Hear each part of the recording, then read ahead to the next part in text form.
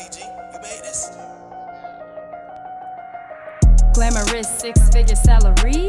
Got not one, not two, but 3 degrees. Executive title at my corporation. Prestigious Ivy degree, top education. Turned on the TV, had a long day at work. Police brutality, protests, everyone berserk. Had to turn it off, too much to see. I thought it might be more productive if I read. What's this, Prosperity Now? Posted a new report? Oh, it's about black people, this definitely can't fall short. The road to zero wealth, that's an interesting title. But if it's about my people and money, it's vital. Uh-oh, yet another negative note. They're saying by 2053 we'll all be broke. By 2053, the median worth of black Americans is set to be murked. Hold up, back up, let me explain wealth. It's more than nice cars, a big house, and good health. You wanna learn more? You better stick around. Zero net worth by 53's not going down. Started from the bottom, got a slow start. Now we're getting educated, trying to spend our money smart. Let's disprove this news that's so saddening. And make sure by 2053 it's not happening.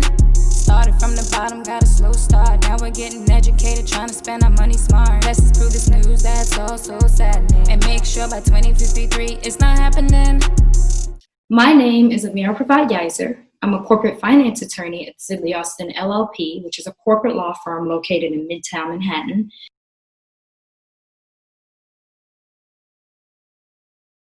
And in case you're new to the 2053 fam, which stands for Financially Aware Members, 2053 Edutainment is a podcast and show owned by Amijo Productions Incorporated, designed to educate urban America on how to build wealth, how to learn about finance, and increase their net worth. It was created out of inspiration from the Road to Zero Wealth article published by Prosperity Now and the Institute for Policy Studies, which claimed the median wealth of Black Americans will fall to zero. Yes, zero, by 2053 if current trends continue. Each episode is based on a financial topic where we discuss the matter based on our personal experience, our work experience, and the latest research. We'd usually meet in person, but due to the pandemic, this episode will be virtual.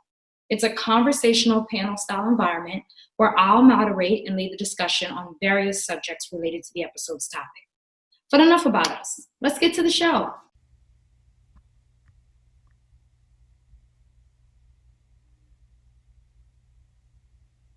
Hi there. Welcome to the company.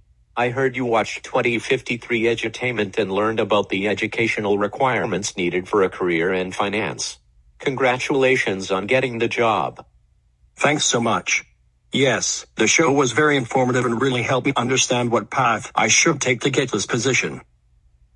That's great to hear. Have a seat. How have your first few months here been? They've been good, but I'm still struggling to comprehend a lot of the assignments. Oh no, that's not good. What seems to be the problem? I really am not good at Microsoft Excel. I make a lot of numerical errors because I sometimes struggle with math, and sometimes I struggle with balancing multiple assignments at once.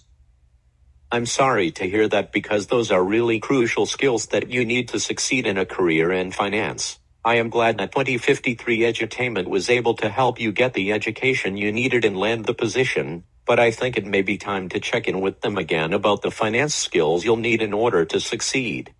Will do. Thanks.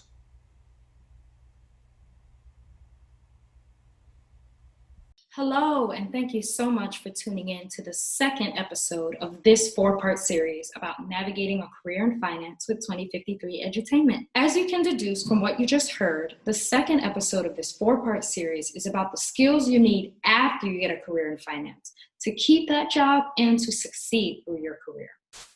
Here to help us continue the discussion are Jared Dawson, an associate at Morgan Stanley, and Devon Smith. I just wanted you both to talk about some of the programs that help to level the playing field. So you both participated in SEO in different ways. And it's a great program. I think any Black person in corporate America, finance, law, all different types, you either know someone who participated in SEO, know someone who mentored in SEO, or you've been to one of the dinners. I actually went to I met Steve Harvey, and I've never even applied or, nothing with SEO. So you're involved with that program by default because it has such broad depth in Black finance professional sectors. So Can you both just explain, I guess we maybe should start with Jared, you with being a Scholars Mentor, because that's the program that's the 8-year program for high school students to college, and they have a 90% graduation rate. So we talked earlier about some of the really bleak graduation rates of Black men and women. As you can see, SEO Scholars is doing something correctly. So can you talk about that experience? Yeah, definitely. So I've been a Scholars Mentor now for so if I programs a little bit of limbo with the remote work right now. This is going into my 5th year as a Scholars Mentor, and it truly is just it's one of the most rewarding programs I have ever been involved with in terms of how well run the program is, how dedicated the students are from such an early age to really focusing on bettering themselves, and just the level that the staff is willing to pour into the students. It's honestly just like a refreshing sight to see year in, year out. And it's really what keeps me coming back to the program and just really building those relationships with my mentees and just going through the college application process and from beginning to end. It truly is like just incredibly rewarding. It's not really having any idea what it is they want to focus or where they want to go to school, or they're first generation, and having to talk through it with their parents about the process. Again, I do think that SEO is a very strong pipeline, and it's one of the organizations that is doing it right and is doing a lot to advance and really tackle the issue of racial disparity that we're seeing in corporate America. So and then the pipeline programs in terms of like internships that they offer, it is really just a consistent level of support from what I had seen. And so that's been my experience with the SEO Scholars program. Excellent. And then Devon, you were in SEO, I have the name written here, the investment program, correct? Yep. Okay. I was in everything SEO. Okay, so for the investment banking program, that was the 8-month one that you get involved with after you get the career in finance, correct? Of course. And so there's 3 distinct undergraduate SEO programs for different levels. So there's a freshman program. When I was in the program, it was called SEOU. I think the name has since changed, but freshman program, 6 months, not really that much hands-on information, but they give you access to some online resources that allow you to learn a little bit more about finance outside of the classroom and all that good stuff. But it was still very helpful. You have a coach, the whole nine, that helps you work through internship interviews and that process.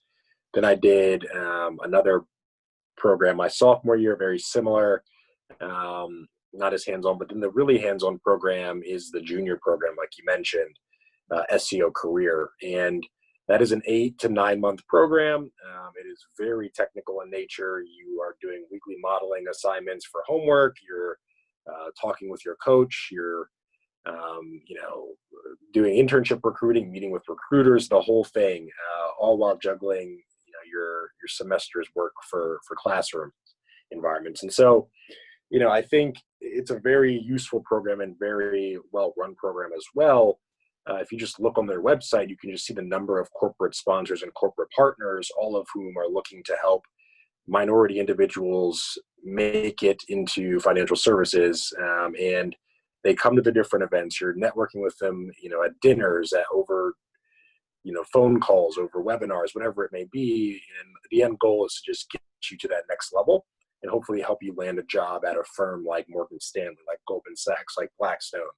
And it was a very rewarding and very useful program. A lot of my SEO buddies were still friends to this day. We still chat all the time. We do interview prep together if necessary for people who are looking to switch roles. And I think it really just becomes a family. And I've since transitioned to the giving back portion of being an SEO scholar mentor, as is Jared. So I've done that for the past 2 years and really enjoy that component of SEO as well. And I think that it's an excellent organization overall. The head of my group is on the board of SEO, so my group is very involved, and we really try and give back and bring in as many SEO kids as we can to really just help foster that culture. Excellent. I'm going to do a small plug for my firm, Sidley Austin. We also are a sponsor of SEO. A lot of SEO grads from the law program come on in. So I just think it's wonderful.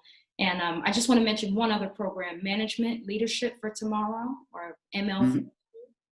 That's another one I've heard of that is phenomenal for finance professionals.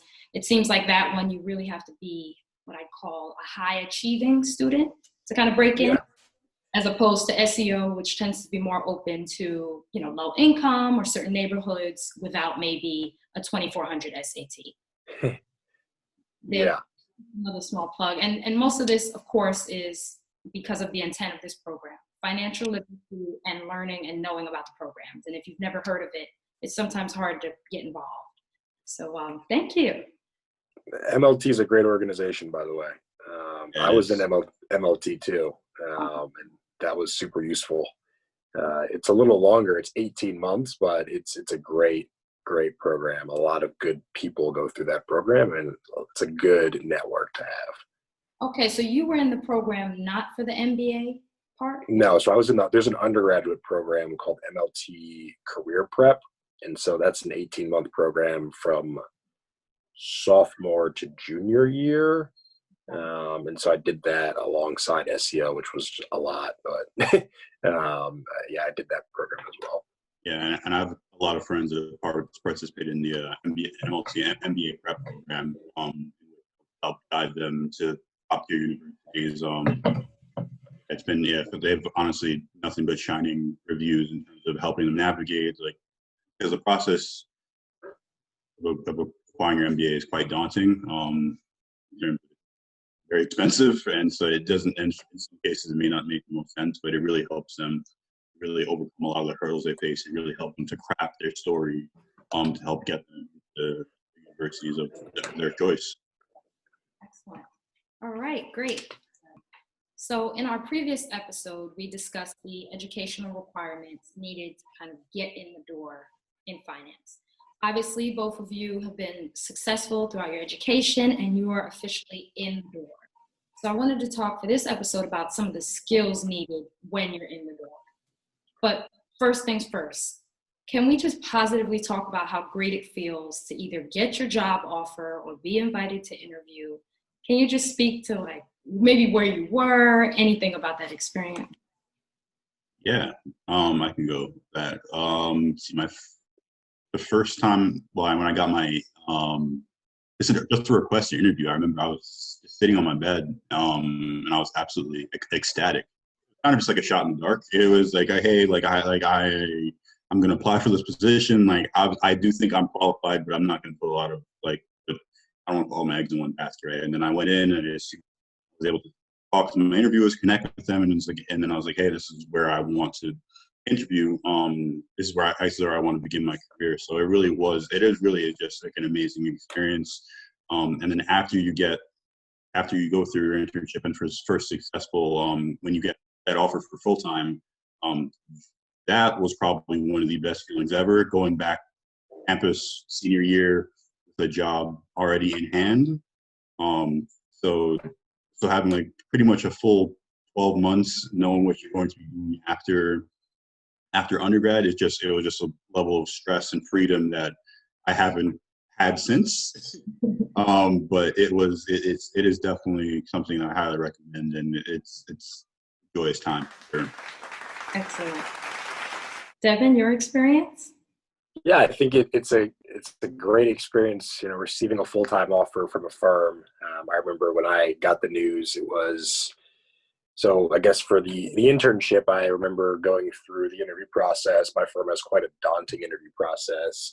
I think I met with 23 different people throughout my interview process. So my interview process was actually over 3 days just for an internship. And I had it was 20 plus interviews. And I remember getting the getting the internship offer as I was in the airport about to fly back to Morehouse on the final round.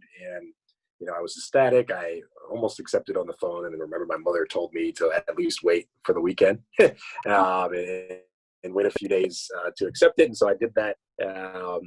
But with that being said, it was a very exciting experience to have that internship in hand, especially after all those rounds.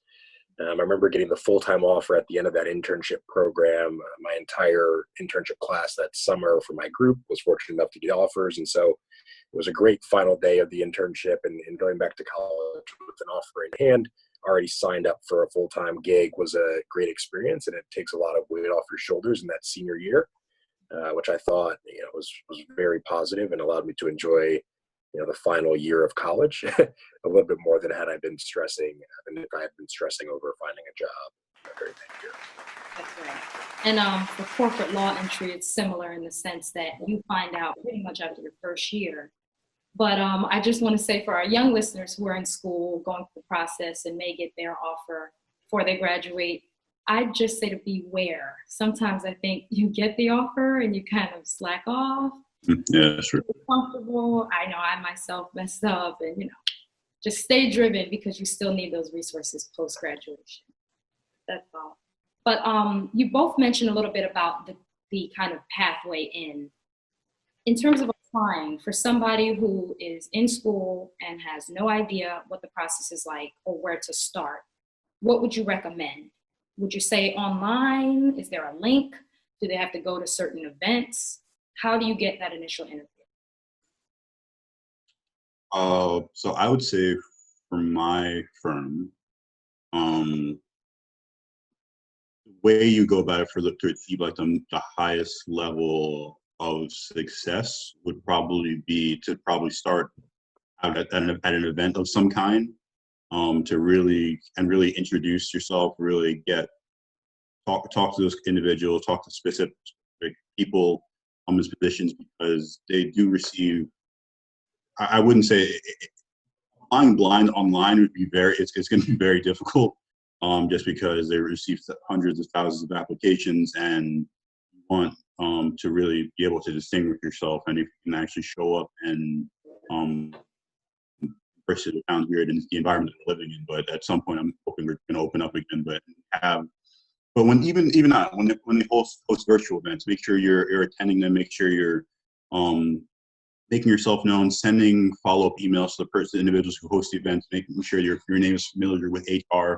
To essentially do whatever you can to overcome those initial screening barriers, and I think that will really allow you to really the highest rate of success for getting your foot ultimately in the door. Even just reaching out to professionals like us, say, hey, I'm really interested in learning more so about this firm. Could you spend 10 minutes to speak to me so I can really build my knowledge on base sub? It really does go a long way, and it really does shine through when individuals have done some sort of research ahead of time, interacted with members of the firm, know some of them buzzwords that individuals who work at that firm frequently circulate. It's just kind of what happens when you work at a place you did somehow, some way. And just I'd say that's what I see as like the best way of ultimately in. I think one of the most important parts is going to the information sessions on campus. I think a lot of the firms try and make a conscious effort of visiting multiple institutions across the country and really making sure their presence is felt. And Blackstone has really tried to do that recently and go to a wide variety of different schools, including the HBCUs, Morehouse, Howard, Spelman, in recent years. And that's where you first start to network with professionals. And I think that one of the key qualities that you see between sort of African-American students and our white counterparts is that more often than not, a lot of our white counterparts will have some sort of connection to the firms that they're looking to go to, whether it's a family friend that works there or a dad that works there or whatever, or mom that works there, whatever it may be. A lot of African-American candidates don't have that same luxury. And so I think that one of the key parts for minorities in terms of getting their foot in the door is going to these networking sessions and building a rapport with HR, with professionals, and those people who can ultimately advocate for you when you're going through the interview process. And, if you get X GPA during your freshman year, give me a call. And so I worked my butt off that year and got that GPA and gave him a call. And ever since then, I kind of had my foot in the door at Blackman, and he helped me throughout the process. So I think that is a key and crucial component to any recruiting process for someone who doesn't really know where to start, is at least put yourself out there, go to the information session, learn a little bit more, and then meet some people. And hopefully that segues into a long-lasting relationship with either those individuals or with the firm that can help you get your foot in the door for your full-time role. Okay. So you're qualified, your foot is in the door, and you're a young Black finance professional ready to go. What skills on a technical level do you think are needed? Should you be a good reader? Should you know how to do mental math? What do you think is required to be successful? Like Devon had mentioned previously, is that they're on the job is really where you're going to learn the most in terms of what will help you the most, and in terms of like help making it easy for you. I will definitely say that like you said, like ability just to do some level of mental math, like understand, pick up on key financial concepts, as well as like a familiarity with Excel. That is what I found helpful. I mean, you'll get incredibly familiar with Excel whether you want to or not, because it's just a requirement of job.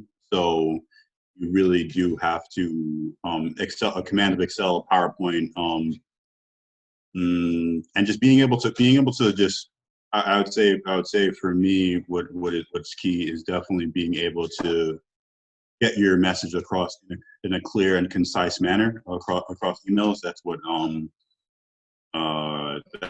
I've seen. So individuals who have the most success. Okay. But I also wanted to ask you about personal skills. So there's also the stereotype about the young corporate finance professional who never gets to sleep.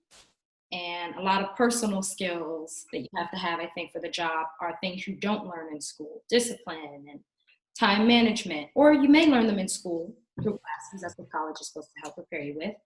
But we actually had an audience member who sent us a tweet saying he can't function. His name is Shuvenkar Saha. I hope I'm pronouncing that correctly. He said he can't function if he does not get a full 8 hours of sleep. He wants to be an investment banker, but he hears that they keep him late at the office. Is it okay for him to explain to the people he works with that he needs that sleep, or would he be penalized as a result? Yeah, I wouldn't. Yeah, I wouldn't. Yeah, I mean, I wouldn't necessarily. I definitely wouldn't articulate that in your interview process, or beyond even once you hit the desk. I would definitely. That is definitely something you should probably just share amongst very close friends, Okay. because you will learn to adapt. That is definitely something that is probably a skill that you will need, and especially if you want to succeed, like the ability to adapt and overcome and persevere is something that it's a quality that you have. It's an experience that you go through that yes, it happens. Yes, you learn to function with on less hours of sleep, and you get through it. You come through on the other side. Is it fun? No. Are there times when it happens? Yes. Should it dissuade you from truly pursuing your career and passion? I would say no. If it's something that you truly want, and if it's something that you truly desire, you should really take a hard look at yourself and say, what are you willing to do to get there? And if your answer is that you're not willing to do that, then it may be not a career for you, which is fine if you take the time to really ask those hard questions to yourself. But really, you have to really ask yourself, why do you want to work for an investment bank? Why do you want to work in banking?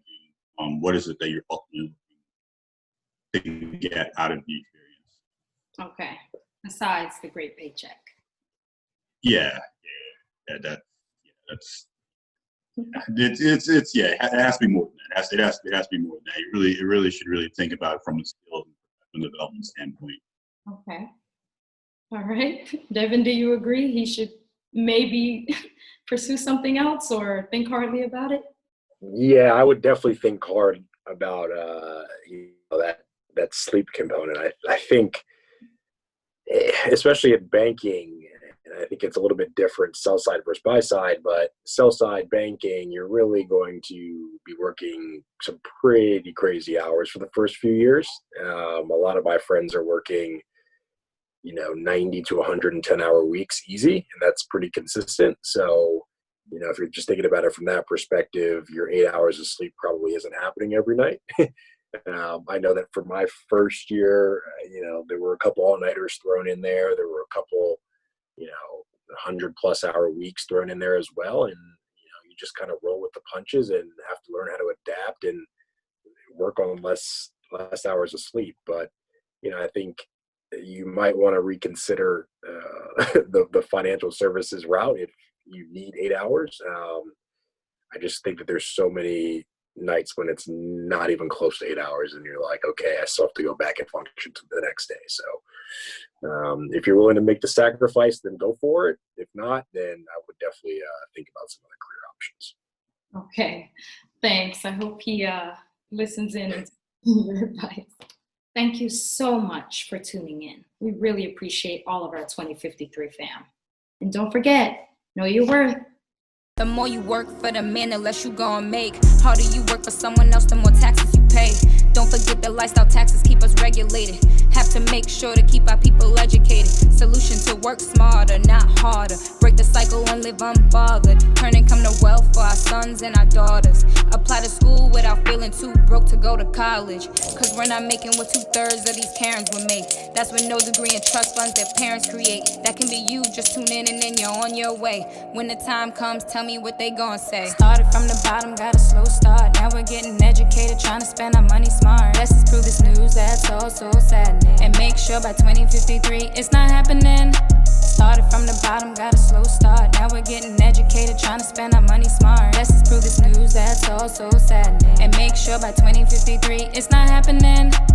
Money flow through us, not to us. Let that sink in. Engage with people that always keep you thinking. Why people have the advantage cause of position. But financial knowledge, it's our obligation. So we created the show. We just want you to know how to build your health and wealth and how to watch it grow. Tune into the pod and the YouTube channel. No network 2053, then that's a no.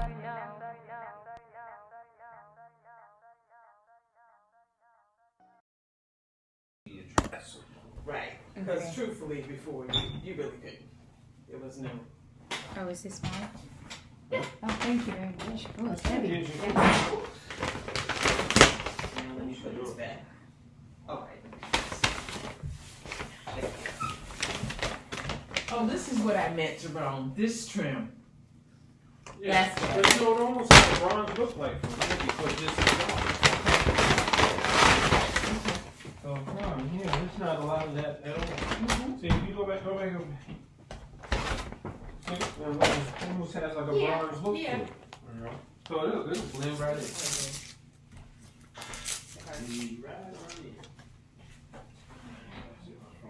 Supposed to break these? That was a dumb question. It was a dumb question, never mind. They didn't give us, that's the one place they ain't gonna stereotype because they didn't give us no forks. We had to eventually I ask. see there's none so in the just give bag. Do you want me to get you one? Or are you going to try it?